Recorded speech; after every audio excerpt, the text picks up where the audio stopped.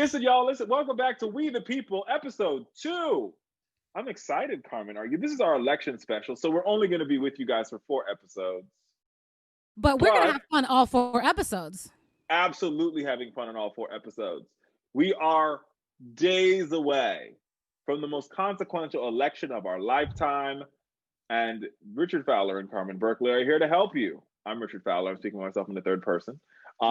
We're here to help you figure out how you get one, information, but two, how to vote, when to vote, and what's happening in your states. Now, one thing, Carmen, that people really don't focus on when they think about election. When you think about elections, you say, "Oh, well, I got to vote for the president," and "Oh, maybe I got to vote for my Senate." "Oh, and maybe I got to vote for a member of Congress." But there are other things on the ballot, like that really matter, and they're called ballot measures or ballot initiatives. And let me tell you, this election, ballot issues and initiatives are important. Galore. I mean, for me, I know the issues that I really try to hone in on, things that are related back to voting rights, and election protection. Taxes are important. Abortion, marijuana legalization, okay, or at least making sure that people are having it decriminalized. And so, what's important for folks to know, if you want a couple of fast facts, there are 32 states. Fast, 32 states that are going to decide 120 ballot measures on November 3rd. The interesting thing to know is that different states actually run ballot measures at different times. So just because some states are doing ballot measures on November 3rd doesn't mean that all of them are doing them. Sometimes they have them in 2022, 2021, and so on. But I will say this, there are some hot ones, and I know we're going to talk about a couple of them later, but we definitely want you to watch the language of those ballot measures, like the actual title, because sometimes the language of those titles actually, it confuses people and it makes them think that they're voting in a certain way, and actually they're voting against their own self-interest. So it's really important to read the language, not just look at the title. I think that's so true, because there's so many ballot initiatives in states where a yes means no and then no means yes. One of the reasons why this is done is literally to confuse you, right? So we urge you, go to resources in your state, right? Your state voices table, and or call somebody. Call the local NAACP in your neighborhood. Call the local union even in your neighborhood and say, "Hey, I have a question around ballot issue number 7. It says yes, but does a yes mean no? And does a no mean yes?" Because you really got to know. Because these ballot language the languages, I'm getting it all confused, but the languages, because it confuses people. Yes, it confuses people. And so you don't be confused. You know what else, Richard? And I don't know if you got this, but in the mail, I got something that looked like a little penny saver booklet, but it actually was it's a sample ballot. So if you just threw that in the corner somewhere, I want to encourage everyone to actually pick that little pamphlet back up, because what you can do is you can prepare your ballot. And there's actually a website that's called Ballot Ready that allows for you to create a sample ballot on your phone so you can understand and read all the language. I love it. I love it. I love it. And just some tidbits on what measures are moving in some of these states, right? So we know that 4 states will vote on recreational marijuana use, taxes. Voters in 12 states will vote on 19 ballot measures addressing tax-related policy. In some of those states, in Illinois and California, those ballot measures, if they are passed, will ensure that public education, public schools, parks and recs, hospitals get the funding they need to ensure they serve their community better. We also know that 18 measures, in 14 states concerning election policy, including campaign finance, election dates, election systems, redistricting, and term limits. So you've got to know what's happening in your states. You can go to websites like Ballotopedia to figure out what issues are on the ballots in your states, because you've got to know. Because if you don't know, now you know. And it's important to go to Ballotopedia just to kind of get the regular information. But remember, the reason why a lot of these issues go to the ballot is because for some reason they cannot just go through the legislature. They actually have to go to the people.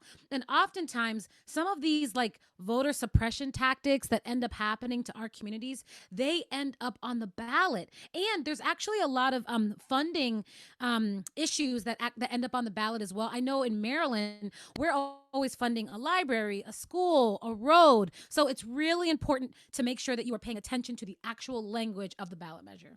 Absolutely. And remember this, and like we talked about earlier, most ballot measures are written at a college freshman level, right? So it's intentional. This is an attempt to make you feel like you're not smart enough, right? And I'm somebody who graduated college, and when I read ballot measures, I'm like, what are you actually telling me to do? Yeah, double And so negative, no on the no. Mm-mm. So get informed, y'all. Like the biggest thing we can tell you about this election is inform yourself, not only about the ballot issues, but also the candidates. But in this particular conversation, inform yourself about the issues. Because when you know about the issues, you know about what's on the ballot, you know what the language means, you're better able to make a more informed decision as a voter. And when we tell you that these decisions will impact your life and impact the lives of your community, don't take our word for it. Ask all the folks who pass ballot issues in their state. A great example is in Detroit. A couple years ago, Detroit voters passed a millage, which basically allowed them to increase funding for schools. And as a result, they're putting money in to fixing the schools in Detroit. These ballot issues have direct impacts on your life. In Florida, in 2018, there was a ballot measure in 2016, to give felons the right to vote. Now there's 1.6 million Floridians who were once outside of the voting process, who are now in the voting process, and they will be voting because of ballot measures. That's how important they are. So, Richard, you know, because me and you both are addicted to the news. I was reading the USA. I'm trying to open up my I'm trying to open up my USA Today. I was reading in the USA Today. Arizona, Texas, and Georgia. We already know that Black folks, Latinx folks, AAPI folks, there's a lot more folks in the population in those states, and they're becoming less white. And the voter suppression in those states is all the way turned up. We are hearing about extremely long lines in each and every single one of those states, which, if anybody watched our last episode, is why it's important to have a voting plan, because we already know shenanigans. In Virginia last week, I think Virginia a couple of weeks ago, they accidentally shut down the voter registration. So we just have to have a plan. Gotta have a plan. And listen, right now, our plan is to go to this break. We'll see you on the other side.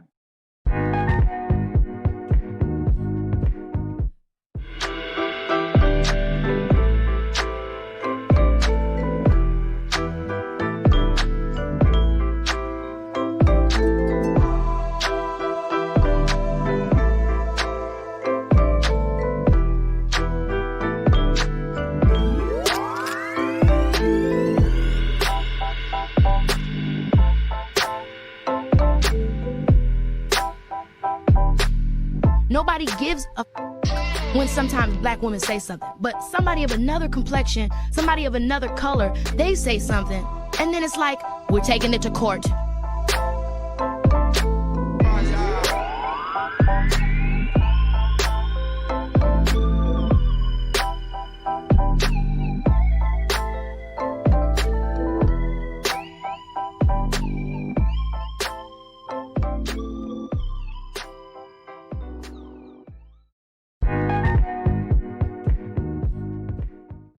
Welcome back to We the People. We are here with the Executive Director of Ballot Initiative Strategy Center, Chris Melody Fields Figueredo. Welcome to the show. Thank you so much for having me. I'm excited. Welcome, Chris. We are so excited to talk about ballot issues because I think everybody pays attention to what happens at the top of the ballot, and then you get to the back and there's pages and pages and pages of measures that are written in first-year college language, and your yes means no and your no means yes. But Chris, you're going to tell us how to fix that. That's right. Absolutely. I'm excited. So, Chris, can you tell us, what does Ballot Initiative Strategy Center do? Sure. So we are a nationwide organization that supports grassroots organizations, the people on the ground who are running these ballot measures. So these questions that you get on the ballot, like raising the minimum wage, increasing revenue for education, addressing sentencing reform, all issues that we're seeing at the ballot this year. We support the groups on the ground from conception to passing that ballot, of how to run those measures in an equitable way that centers the most impacted communities, Black and brown folks like us, through that whole process, and supplying them with research and training and all the really important tools to run an effective campaign that roots the people. That's dope, Chris. So now tell me, I mean, we are literally 2 weeks away from this election, right? What do voters at home need to know? And I mean, I think it's really hard because there's 50 states. That means there's 50 different ballots, and I'm pretty sure there's thousands of different ballots. And think about counties and whatever. But what's the one tidbit that folks at home need to know about the ballot measures happening across the country? I think one thing that is really important to know is, because many of us are voting at home, we have the opportunity to do the research. As you said before, some of that language is confusing, and it gives us an opportunity to talk to our family members and do that research. But as far as the issues that are at the ballot this year, they're really progressive issues that are fundamentally going to shift how power works in this country. And, you know, the ballot measures are people power at the root and the core. This is your voice, your opportunity to say yes or no about something that is going to affect your community members. You know, things like paid medical family leave, something that has been really impacting folks because of COVID, right? That is on the ballot in Colorado. Things like raising the minimum wage to $15 per hour, that's on the ballot in Florida, as well as, you know, opportunities to say a different thing of what we want for our lives, like opportunities to say that, you know, abortion should be accessible. We know that Black women and brown women are most impacted when we don't have access to reproductive health. That's on the ballot in Colorado and Louisiana. So all of these issues that define our lives, we have that opportunity to vote for them rather than wait for these candidates who will hopefully deliver on these promises. We actually have the power to say yes or say no. And we define the narrative of what we want for our communities. Oh, thank you, Chris. So you said something that really spoke to me about the ballot measures are really about the people. And you know, we're really trying to talk directly to Black folks who want to understand a little bit more about the issues that are on the ballot. So Richard and I, we pulled out the ballot measures that we cared about, but can you tell us, are there some ballot measures or some states that are really throwing down that Black folks need to pay attention to? 100%. So in Louisiana, I mentioned that before. First of all, the campaign is led by a Black woman. And we know that if the Louisiana state constitution says that there cannot be abortions, that will affect Black women disproportionately. That is so very critical. Right now in California, Prop 22, some might say it's the Uber and Lyft ballot measure that would essentially create a subclass of workers that are Black, brown, and immigrants, taking away their protections from paid leave to a discrimination, both sexual and racial discrimination. That's going to remove protections. That affects Black people. And what's even more troubling about that is it would create 7/8 majority to make any change to that law. That is literally taking your power away. Like that is, I mean, for me, that's unprecedented. We've never seen something like that. That is unprecedented. And what we know, so at BISC, we focus on Black voters. And what we have seen, specifically in our research with young Black men, they believe, this came out in 2018, and we're still seeing this trend in 2020, they believe that voting on a ballot measure is going to have more of a change on their life and a direct impact than voting for a candidate. I think this is how we engage Black people who are not reached out to in the traditional ways, right? Like we know what we need for our people, right? Y'all know, what you need in your community. You know what you need. This gives power straight and directly into your hands. So things like addressing mass incarceration, or something that I think we absolutely have to radically reimagine, is marijuana legalization, and how that actually grows Black wealth and ends mass incarceration. Like, these are all issues. Like, we have the opportunity to radically reimagine how government works for us and the things that we need for our communities. We did focus groups, and the Black voters that we talked about said that we should take divest, invest straight to the ballot, because we know that this is something we want for our people. So I think this actually allows us to write a Black agenda that already exists and actually take it directly to Black voters. I love that. Write a Black agenda and take it to Black voters. I couldn't have said it better myself. Now, talking about some of the things, because one of the big things on the ballot across the country in many states is the idea around funding for hospitals, funding for schools, funding for parks, funding for social workers. Where are some states that have funding issues on the ballot that folks should be concerned about? Well, two big states, California and Arizona, both have funding for education on the ballot this year, and both of those would be, it's Prop 15 in California and Prop 208 in Arizona.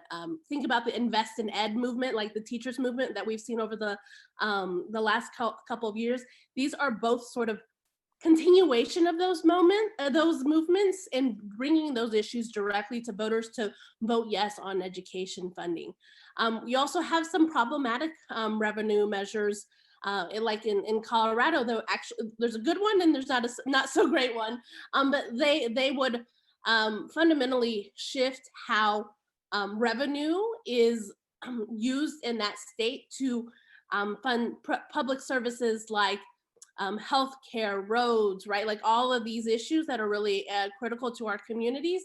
It would actually drop the revenue in that state. So we see a lot of these issues in states, I would say California, Arizona, Alaska, Illinois. They're voting on a graduated income tax. There's many states. Actually, revenue is one of the biggest issues that's at the ballot this year. There are 28 statewide ballot measures.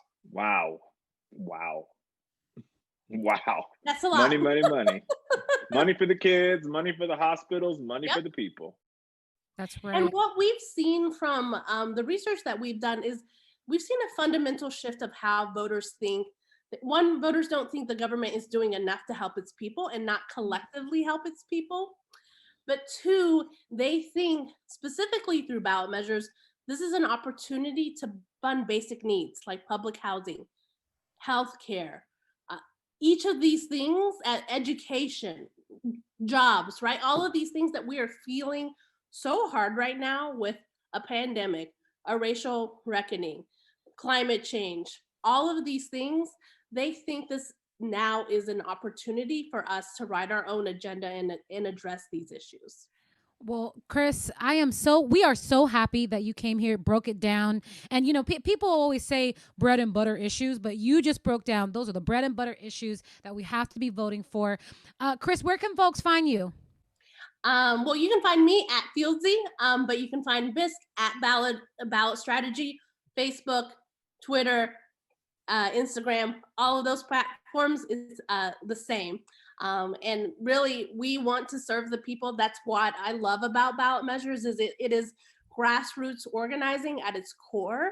And what we're seeing right now with the Act Blue numbers, right, of the rise in small dollars, like we are seeing people who want to get activated, who are so motivated, and they are looking for a home. And I think ballot measures is that home for our people to, as I said, set a people-powered agenda of what we fundamentally want to do for our lives.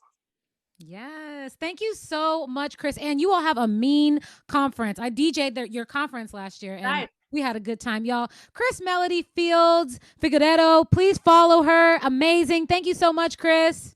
Thank y'all. Thanks, Chris. Listen, I think she said it so well, Carmen. We the people, and if you want to fund bread and butter issues and care about the people, you got to do it that way. Anyway, we've got to pay some bills. DJ Spindiego, take us out.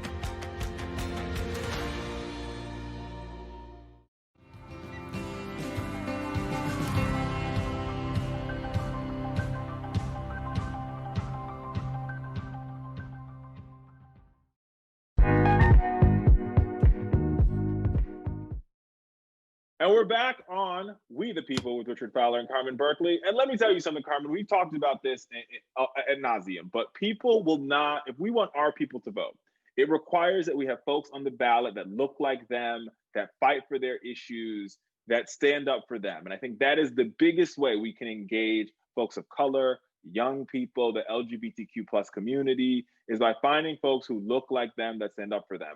I'm so excited about this because I have known this young man for, and I feel like he's just a couple years younger than me, but still, I feel like I've known him since his freshman year of college. Let's put it that way. Wow. But he's an example of why we need to be engaged in this election. He is a young brother. He's doing his thing. He is running.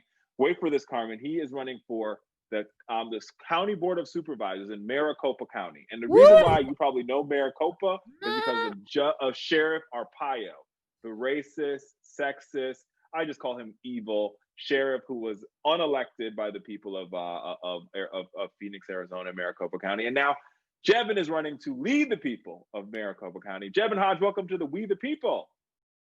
It's a great pleasure to be here, Richard and Carmen. Thank you so much for having me today. So listen, I mean, Arizona has become one of the biggest battleground states in this election. Everybody is talking about Arizona. You are literally in ground zero. So goes Maricopa County, so goes Arizona. What's happening down there, brother? I'll even take it a step further. You know, so goes my district, goes this country. And so, you know, the Maricopa County Board of Supervisors is the most important and impactful position in local government that most people know nothing about, right? It's the governing body of the county, 4.5 million people. They manage a $3 billion budget. But politically, right? Politically, this is America's fourth largest county, governed by 5 people. So each of our districts is about 920,000 people. Okay. And if the future of the United States Senate, the future of the United States Supreme Court, and the future of the United States White House rest upon the voters in Maricopa County District 1. And here's the reason why. Because there is no pathway to the White House or winning the Senate without Arizona. Okay. There is no pathway to winning Arizona without Maricopa County. Maricopa County, 4.5 million of the 7.2 million, about 60% of the state's population lives in Maricopa County. But there is no pathway to winning Maricopa County without winning District 1. Every statewide Democrat that has won over the last 3 decades, from Bill Clinton to Governor Napolitano to Senator Kyrsten Sinema, had to win the residents in my district. And so when we win and we deliver and we win big in November, it's going to change the course of history, not just this country, but change the course of history. Oh, I know why people are excited about you, because you just gave me all the little bubbles. Well, that's what I like.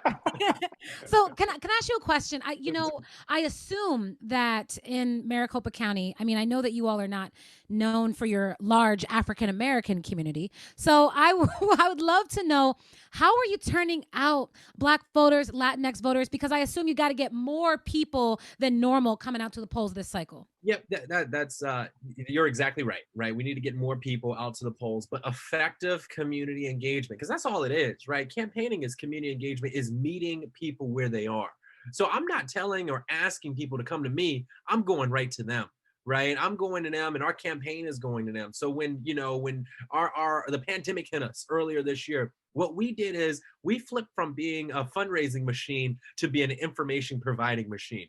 Right. And we immediately switched in to provide information for our people. And folks were really excited. I brought in small business leaders. I brought in the Secretary of State. I brought in leaders in Congress. Right. I brought in doctors so that we can provide that information. And that was a part of our engagement. Right. Making sure that we're meeting people where we are. Get a little bit more granular into that. When I brought in doctors, I brought in the former head of the American Black Cardiologists Association to specifically talk about how the impacts of COVID-19 and the coronavirus will impact Black communities. That resonates.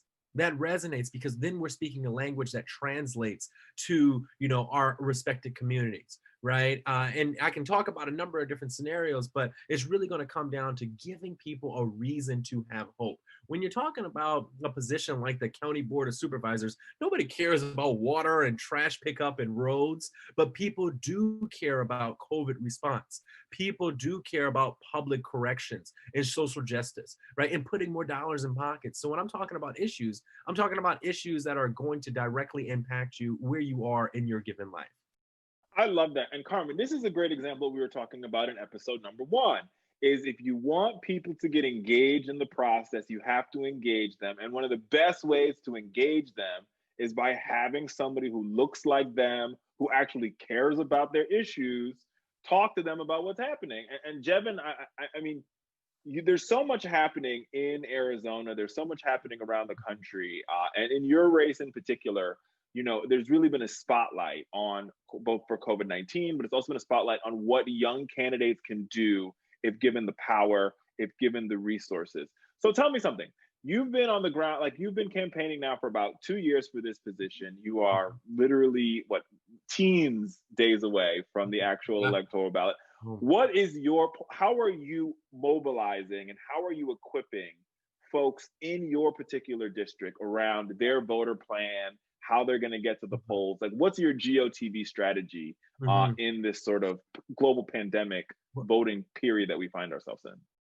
Well, our GOTV strategy, for starters, is multidimensional, right? We can't just have a one size fit all approach, because my district is not a one size fit all district, right? I have urban, I have suburban, and I have rural right here in Maricopa County, right here in my district. So what we're doing is we're making sure that every a targeted plan of approach that we're engaging in, right, is useful for every conversation. So if we're on the phones, right, we're providing folks with the information that they need to complete their ballot, right? And that includes, you know, the judges, right? We're providing them with education, fact-based information that helps them decide on the judges, or the 2 to 3 line, you know, importance of information of the positions that they've never heard of, like the county assessor and the county treasurer. And I got to tell you, when we get people on the phones, those conversations are useful.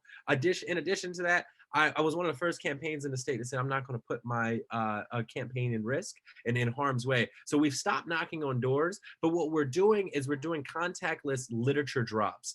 And with our contactless literature drops, we have it going in 2 different types of drops going in tandem. For election day voters that did not request an absentee ballot, or what we call here in Arizona the PEVL, the Permanent Early Voters List, we are printing off a label that we're sticking on every piece of literature with their polling location, so that they have that. It says your polling location is here, dropping it on their doors. For the folks that do have their ballots, and we know that they haven't returned their ballots yet, not only are we giving them my literature and literature of the candidates that I'm walking with, we're giving them a voter guide, we're giving them a 1-pager on information about each of the races, and we're giving them information on the judges. So they're getting a little binder, like say, but they're going to go to school, because when they open that door, because we're going out at nights or in the morning, when they open their door, they're going to have everything that they need right in front of them to make an informed decision that's going to help them where they are. And then in addition to that, you know, we have a very comprehensive digital approach, right? I'm doing everything from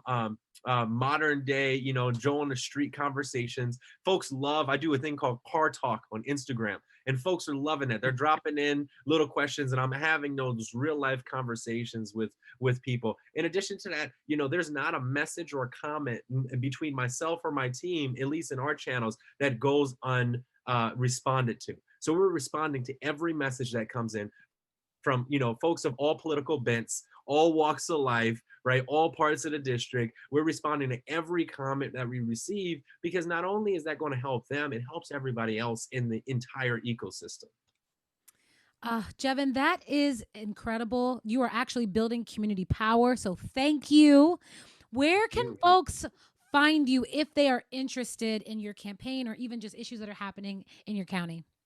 The easiest place is to check me out online on my website, and that's at jevinhodge.com, JevinHodge.com. Or if you go on any of the social platforms, it's just Jevin Hodge, my name. And I am the type of person, you send me a message, I will send you a message back. I engage with everyone who engages with me. And I've had some interesting conversations, but like you said, Carmen, I've had some interesting conversations. You name it, about a little bit of everything. But like you said, right? Like if you want to be a community servant, right, and you want to lead the people, you got to serve the community and be with the people. And so if you're going around blocking people on social media because they don't agree with you and not responding to messages when they send you a message, why have a public profile if it's not accessible to the public? And so that's just my philosophy on engagement. And you see all this and time again, they're like, we weren't expecting you to respond. You sent it to my channel. What do you know what I mean? Like you messaged me. Like you telling me you go text your mama and you're not gonna expect her to respond back? Of course I'm going to, right? Because it's my job and my duty and my obligation to do so. I love it. Jevin Hodge, thank you so much for joining us. And I got to tell you, if we want our country to look better, we need to elect more folks that look like Jevin, that sound like Jevin, and that has Jevin's way of doing things. Because that's the only way we're going to actually get government to work for the people and not the opposite way around. Thank you so much for coming on We the People, Jevin, and good luck on your race. Thank you very much, Richard. Thank you, Carmen. And thank you to all the viewers. Have a great one, everybody. Now he's something. I told you. I know. They're saying all types of stuff in his DMs. Oh, my goodness. I just thought about my own DMs. Okay, so I know Jevin. I know what's happening in my DMs, so I just can't imagine what's happening in his DMs. But look, I mean, here's what's real though. What he does show is that if we elect folks that look like us and sound like us, we can actually create real community change. Because you can't tell me that he won't be a marked difference on the Maricopa County Board of Supervisors by the sheer fact that he's willing to engage all the people that live in the county. Well, and let's face it, it's Arizona does not have an overwhelmingly Black population. And oftentimes what deters us from running is we're like, oh, well, there aren't enough Black people here. That has nothing to do with it. What he said was he was building community-based power, that he was not being selfish as a candidate. And, this show is not about particular candidates. It's about the practice of how are we building up for our people so that we have those basic needs met, like Chris talked about. I think that's absolutely right. So let's get because Chris, I think, brought up, Chris was fire. I know. She the was hair too. Fire. The hair, I love the hair. Oh, yes, because the hair just added to the fire, right? But she brought up these ballot issues. And I know, Carmen, you're watching some, I'm watching some. What are the two big ballot issues that you're watching in the next 2 weeks on election, or not even election night, on election week? Yes. The results will take weeks. Chris actually talked about one, which is no right to abortion in the Constitution in Louisiana. That's actually the name of the ballot measure. I remember I told you the names of these ballot measures are very challenging. So I would encourage folks that are in Louisiana to check it out. It's almost like many cycles. The Louisiana is trying to take away abortion. They already only have one, place. I think they only have one Planned Parenthood. I mean, it's very difficult to receive reproductive health access there, but it's not just about abortion. It's about people taking away our access. So that's if I had to say one, that's the one I'm focusing on. What about you? So I'm focusing on two, but it's for the same issue. She talked about one. It's the measure in California around public education that will increase money to schools.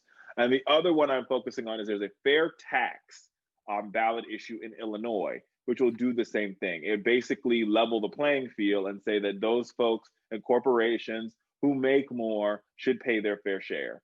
And I think this is also, you've seen some of the candidates talk about taxation, but you and I both know that a lot of taxation happens on the local and state level, and the impacts of not taxing everybody equitably has real lasting effects. Like it literally boils down to, is there a textbook in a classroom or isn't there a textbook in a classroom? That's right. And actually, it's one of the reasons why I'm really into a lot of the marijuana laws, because oftentimes that money goes back into social services. In Colorado, the marijuana money pays for schools. Listen, I know, but I've studied this Colorado marijuana ballot initiative. I want to say that when Governor Hickenlooper, who's currently running for the Senate seat, after they passed it, within the first couple of years, he literally asked every cabinet secretary in the state of Colorado to give them their wish list of things that they want to do. and they've made so much revenue off of the marijuana legalization that they basically completed every cabinet secretary's wish list. Exactly. That's why it has to be about, this is a strategy. And folks make it like, oh, people just want to get high. No, we want to get these roads fixed, these schools done, and people are going to get high anyway, medically. So why don't we actually benefit? Oh, we could talk about that. This should be its own show, Richard. This really, maybe, maybe this is sort of serendipitous, and we're forecasting a We the People in the future besides our election special. But Carmen, it's been a blast to be with you. Episode 2. Next week, we'll have 2 more episodes of We the People, taking us all the way into Election Day. Carmen and Richard, we'll be with you all the way through, baby. We are like the best roller coaster ride at a theme park. Because we're going all the way through Election Day. So you won't get off this train until Election Day is done. And when we say, let me be very clear, you have Election Day, and then you have the results, which will be election couple of weeks. Right. And Richard, I want to remind folks, if they are looking for how exactly do I vote, they can go to vote.org, figure out if they're registered to vote, where they can go. And we want to encourage people to go to naacp.org, NAACP.org. You can find a lot of resources there. And we love the NAACP, and they are doing a huge civic engagement program. And we want to make sure that as many Black folks have the information that we need to turn out this cycle. And if you want to find out more about young candidates running, check out the NAACP website, but also check out groups like the Collective PAC, where they are literally cultivating and working with these candidates to ensure that they have the resources, the tools, and the expertise they need to win. If Jevin Hodge excited you, find out, you know what you'll find out when you do some research? There's probably so many more Jevin Hodges, and a lot of them are running in your local community. So get educated, get informed, get empowered, and be back here next week for another edition of We the People. But until then, DJ Spindiego, take it.